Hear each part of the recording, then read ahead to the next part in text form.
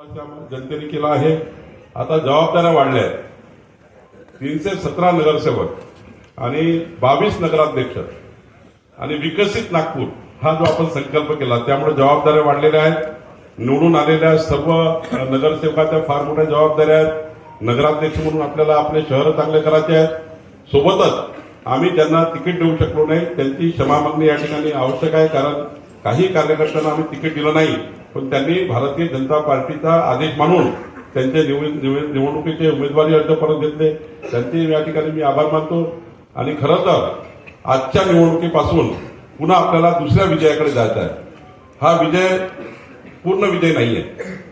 आता आपल्याला महानगरपालिकेच्या निवडणुकीच्या तयारी लागायचं आहे आणि नागपूर जिल्ह्यातल्या कमीत कमी 200-250 पदाधिकाऱ्यांनी नागपूर महानगरपालिकेच्या तयारीकरता आपल्याला या ठिकाणी काम करायचं आहे. एवढंच नाही तर नागपूर जिल्हा परिषदच्या निवडणुकीचं सुद्धा आपल्याला या ठिकाणी आता तयारी करायची आहे.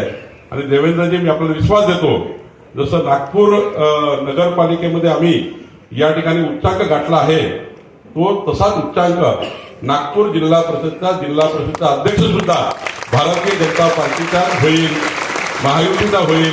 आणि आम्ही 2/3 बहुमताने नागपूर जिल्हा परिषद निवडून आणू, 51% मतगुण निवडून आणू.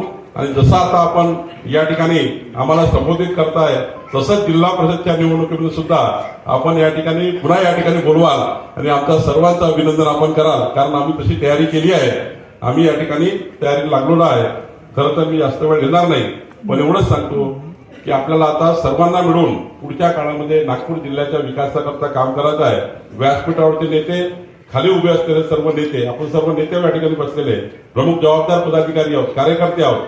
आपल्या सर्वांना मिळून आता जो जिल्ह्याच्या विकासाचा संकल्प आपल्याला पूर्ण करायचा आहे आणि आपल्या सर्वांना पुन्हा एकदा विजयाच्या शुभेच्छा देतो. या ठिकाणी देवेंद्रजी आम्ही प्रयत्न केला काटोल जिंकण्याचा, पण त्या ठिकाणी थोडा आम्ही कमी राहिलो. आपले नगरसेवक निवडून आले. मोहप्यामध्ये काही 60-68 मतांनीच आम्ही या ठिकाणी 58 मतांनी आम्ही पराभव झाला. 10 नगरसेवक आले, पण तिथे थोडा पराभव झाला. आम्ही रामटेकमध्ये आणि पारशिवनीमध्ये तर या ठिकाणी चर्चा करूनच लढलो आहे, त्यामुळं काही प्रश्न नाही. आणि त्यामुळं निश्चितपणे एक मोठं यश या ठिकाणी मिळालं आहे. मला विश्वास आहे की आपण आज आमच्या नागपूर जिल्ह्याकरता, आपल्या नागपूर जिल्ह्याकरता, या जिल्ह्याचे सुपुत्र म्हणून जास्तीत जास्त विकसित जिल्हा करण्याकरता प्रचंड मदत आम्हाला कराल, एवढी आशा अपेक्षा आपल्याकडे व्यक्त करतो. आणि आपल्याला विनंती करतो की आपण आम्हाला सर्वांना मार्गदर्शन करावं. देता येतील या दृष्टीने आपल्याला येत्या काळामध्ये प्रयत्न करायचा आहे. मी पुन्हा एकदा आपल्या सगळ्यांचं अतिशय मनापासून अभिनंदन करतो.